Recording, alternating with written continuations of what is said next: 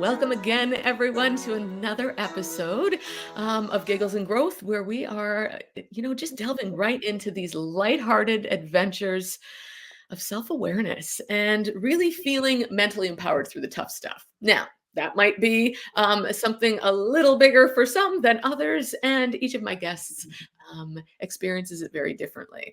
And today I'm sitting here again with another Ottawa resident or within the Ottawa area to really delve into and take us through a challenge or something that transformed an area of their lives. So today, Yaseera, and I actually forgot if I'm pronouncing that correctly. Please, if I'm not, just let me know. Yeah. But let's just, if you're ready, let's take us beyond a squeeze, right? A challenge, something that's either you're moving through now or something you've been through. And let's just go into this heart to human to human. So, yeah. Sure. And yeah, you pronounced my name correctly. Sure. um, so a squeeze. Well, it, it felt a lot more than a squeeze. Um, and it's thankfully over now. But this was back in 2019, and it was It's been quite a journey from then to now. Um, I had lost my visa for Canada, Mm. and uh, I was almost broke. Um, uh, you know, Zero family, uh, not a lot of friends that I was in touch with, and uh, my son. I had recently brought my son to Canada, and that's when I lost my visa in months. So I had to go back to India, and then COVID hit. Okay. Um, but long story short, that I would call the lowest phase of my life because everything that I thought I had, I didn't have anymore. Mm. And it hit not just on a psychological level, but for me also on a spiritual level. Because I had been reading a lot about how you attract things and Mm. how more and more people were talking about that. Uh, People are talking more about it now, but then back then, wherever you turn to, they were talking about the law of attraction. And I was like, okay, well, if so many people are talking about it, and if it's standing true for so many people, then it's worth to try because, well, what do I have to lose? I've lost everything. So that's when this thing in me began like, okay, where am I wrong? Okay. And the first voice that came out of my head is, you're not wrong, you're perfect. And that I knew in itself was the thing I was supposed to work on. That you cannot be perfect. Something definitely needs to change within me for me to be able to, uh, uh, you know, create something better than what I had and what I want. So that, hitting that lowest point, brought me this realization, and that journey began, and it continues. But now I'm back to Canada. My son is back with me.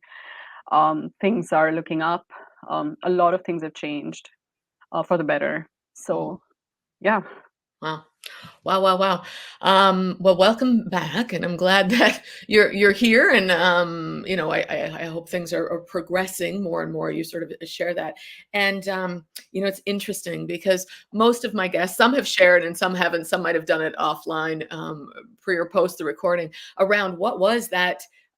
Sort of, I'm going to use intuition. What's that greater knowing, that sense of you that sort of spoke up and you were able to hear it, right? So for you, stepping into the where was I wrong and the perfect, right?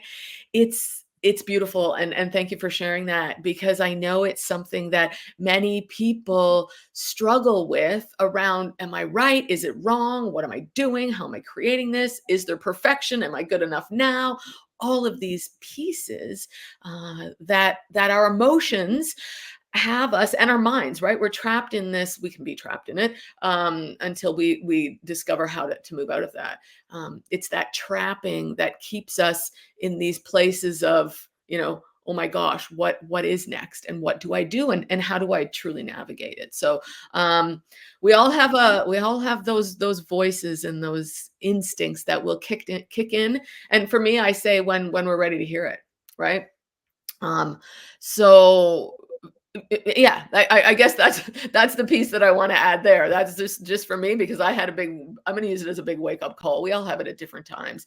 So then, coming back to Canada, let's go there. You're here now, and how did you? Because you shared a few pieces, right? You lost the visa, your job, your connection to other people. Where are you at now? And I want to use you, and definitely weave your son into it if that's part of it. But where are you now as the mother, the woman, that's taking all this under your own space, right? It's you, so yeah.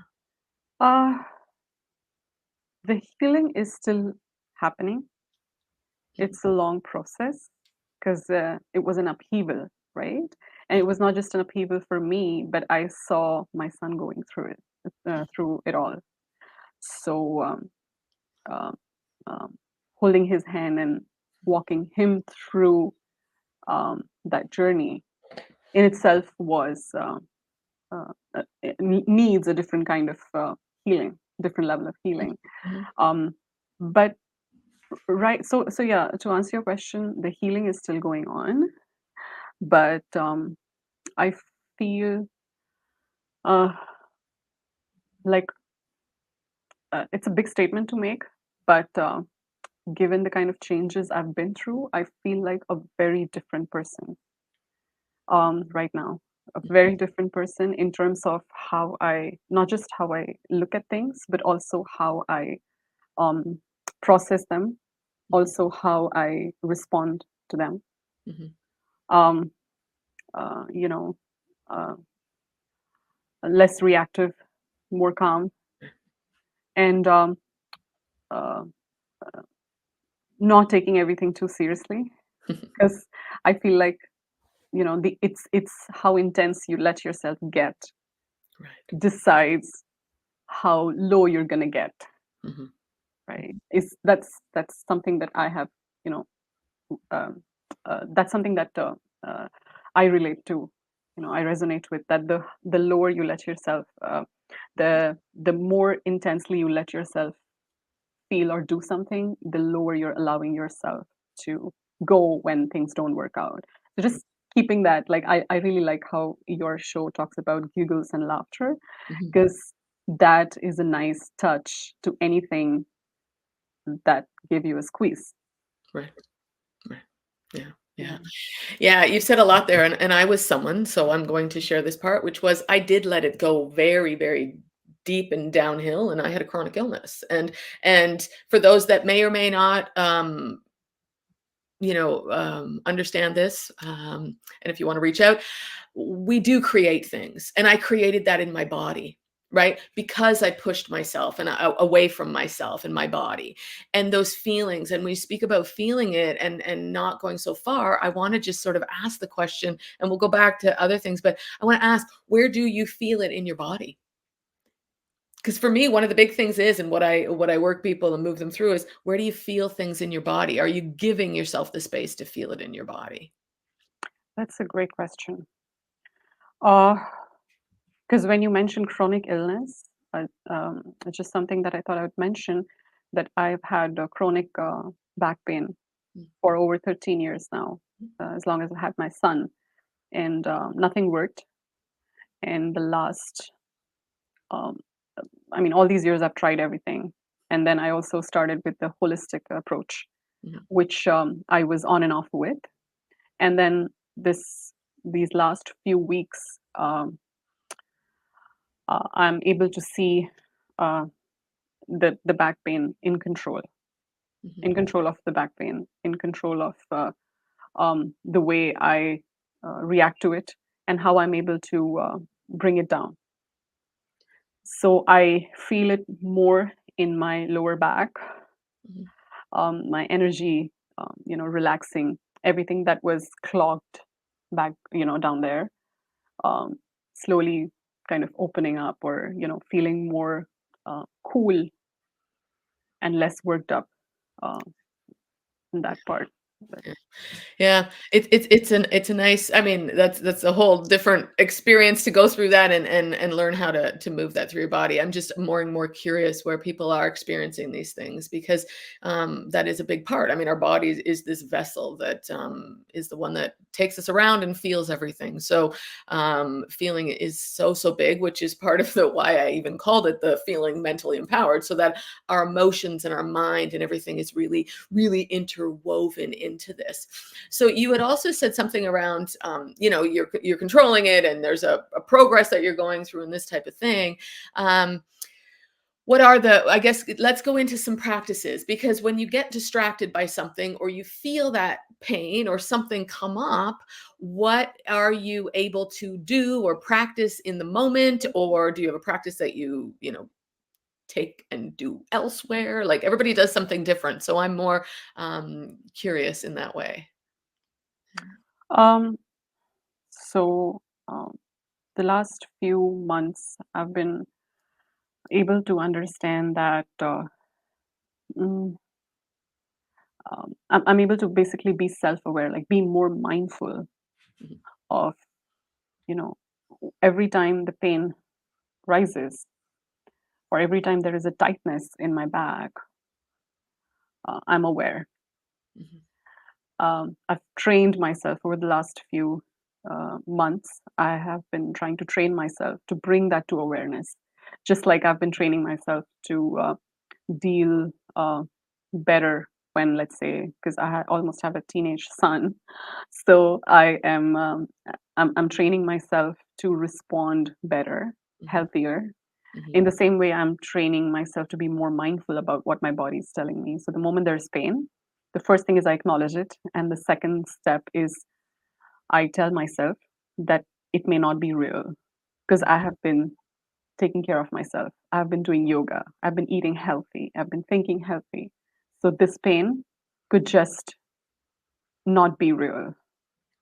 That is one of the things I tell myself, and uh, um, it's something that um, I'm told that chronic pain can be psychological, can have a psychological basis.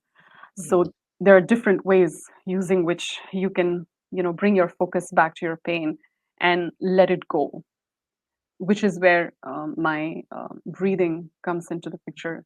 I have started breathing, exercises, which I do at least once a day, where I focus mainly on the pain area, mhm, and that has, I feel like that has done a great job. mhm. I'm able to work with the pain using my breathing, and it's done wonders. So these are some of the practices: being mindful and breathing. Mhm, mhm. Yeah, 100%. I mean, breathing, we're here, we're breathing, right? We are, a society that doesn't know how to breathe. Like, that is relearning to breathe, and there's so many ways to breathe, and I know for me, when I went through it, like my own illness, it was learning to breathe differently, right? And that's a process, I mean, I take my clients through. We need to breathe differently. We need the body to breathe differently. You speak of your teenage son. I'm all about teaching the children, right? How do we, because it comes from reparenting ourselves to reparent them, or to parent them, right? And give them that sort of sense of space too, right? So let's go into, because we've got some a little bit more time. I want to just delve into a little bit around, you said you came from India. So let's talk. Was there self-awareness that you were doing in India, or did that something because of what you've experienced now since you said 2019? Was there, you know, is it Uh, all sort of new, or is it, you you know, mean the self-awareness? yeah, your journey in any form, right? I mean, self-awareness continues to develop, Mhm. but again, everybody's at a different space. It may have been something that culturally you didn't do, or there were reasons why not, and then we have these experiences, and that's what comes out. I'm just more curious, what, coming from a different country here now, where do you see that as something that you either didn't do, didn't know about, never explored? Yeah, no, I had no idea.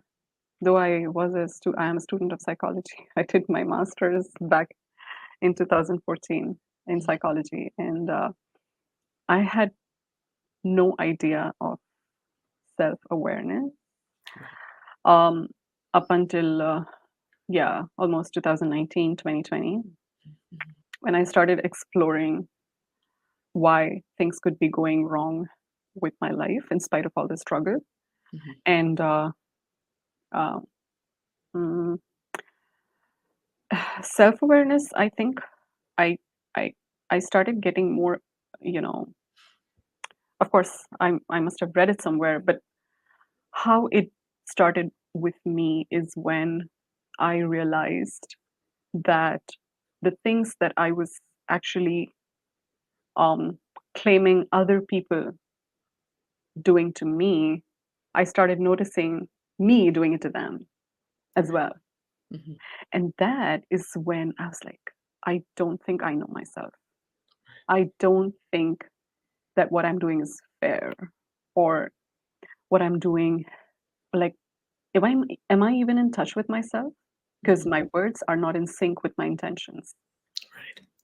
I think that yes, this was a great question. Thanks for asking, because I did not realize this up until you asked me. When exactly is it that this self-awareness come in?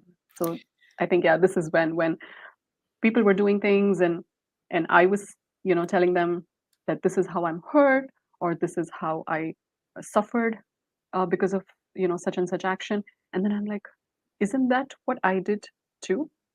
Mhm. So Mhm. Mhm. that's And when that's I huge. That's such a big part of our self-awareness journeys, our discovering more about ourselves and what's going on. And thank you for sharing that, and thank you for even opening up to the fact that you studied psychology, because that's only one avenue. And I know I had a client who, same thing, psychology, but never saw it from that perspective. And a lot of times we do work, and I've talked to other people on the show here around, it's when we do our work or we do something, we're just good at it. That's what we're doing. There's sometimes that, not that thought of, how do I bring it back to me, right?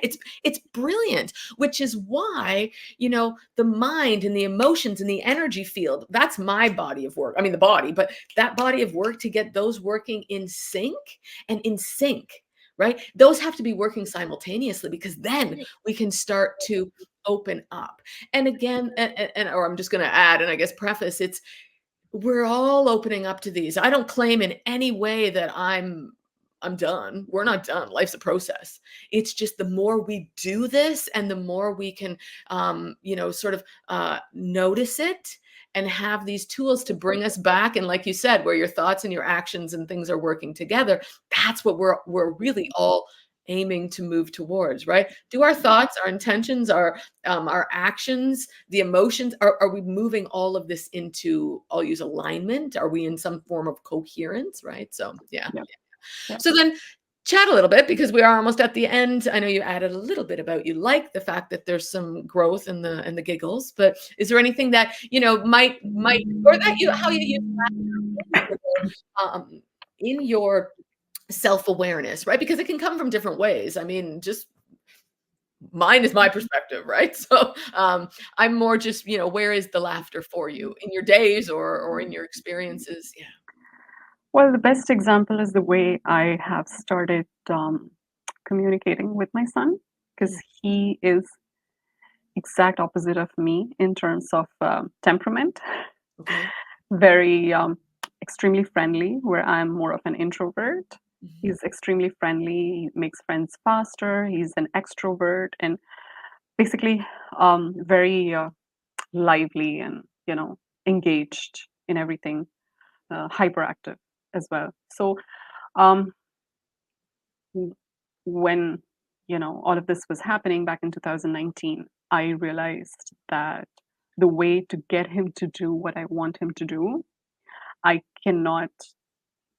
The way I talk to him has to change. The way I ask him to do things has to change, and it doesn't really have to be that instructional. Like, it doesn't have to be like you know uh, just a lot of us people, especially like you're talking about the cultures, right? In some cultures, they the parenting styles are very different. They are more conservative. That to instill discipline in a child, you have to talk in a very strong tone, and that's how I grew up. Mhm. So that's what I was unconsciously passing on to my child. But then when I realized that was not going to work, that Mhm. was going to have an opposite effect. He was pushing me away when I was doing that. That's when I switched to Giggles. Mhm. Yeah. That's when I switched to the lighter part of being a parent. Mhm. Mhm. Just giving him a tickle and say, "Hey, just go do it," Right. or "Hey, you forgot that," and not in an angry or like a strong tone, but like just in a very mildly, funnily angry tone. That, Mhm. "Hey, weren't you supposed to do that? Right. You trying to fool me? I can see that. Right. Come, let's do it together." Right. And then just talk, just laugh about it. Yeah. Yeah. That he missed it, or that he was trying to fool me, or just give him a quick tickle. So I Right. think that's a good example of what That's I'm a thinking great of. example, and I think, kids are smart. They know how to play their parents, right? Right? They know how to play you. And that's for all parents. I'm sure you know that. And if you don't, you might want to explore that. But Mhm. it's interesting because you've shared a few things, and I think what's also coming up is, and you said it earlier on, is once you started to really realize, and you becoming someone different, right? Because that's what all of this, as we go on these journeys and these spiritual development and personal development and self improvement. But for me, it's the personal development. Like, you're becoming something different than you weren't, right? And you're noticing those, and you're stepping into it, and we all need to do that for the time that it takes for each of us to instinctually have that become, okay, is that the person I'm becoming and I want to become more of, right?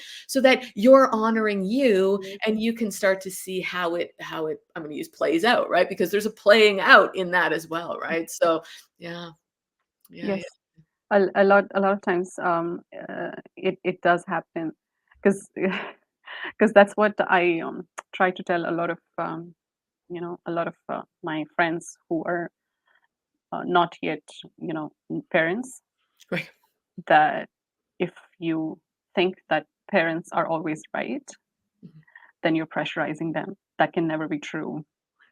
Parents, and it's not just because it's me, it's even my parents, Mhm. our parents, though they are much older and much more experienced, we cannot put that pressure on them saying, okay, they're parents, they're always right. Mhm. Whatever Mhm. they say is like set in stone. It's not, because as parents, we're always making mistakes. And every single night when I go to bed, I at least once I think, did I talk to him correctly?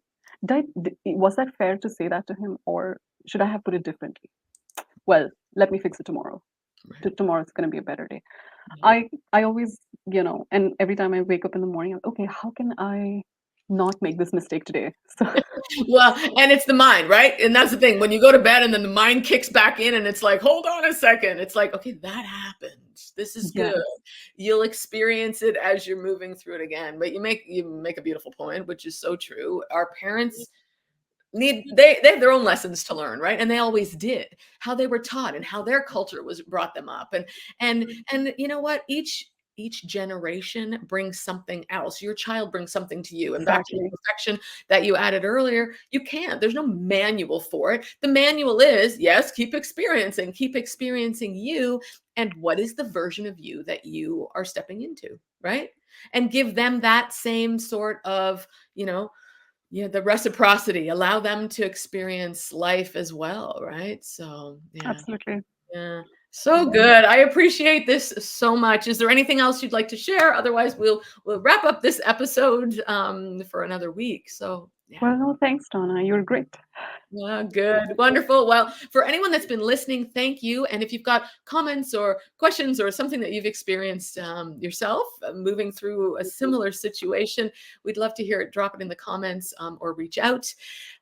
And as I like to mention, after I mention to subscribe, because I forget to do that, like and subscribe to the channel, I also want to really invite you to just keep giggling, keep growing, and keep shining bright because you matter. We all matter, and what we do impacts another. So, much love to all of you. Take care. And again, Yasir, thank you so much.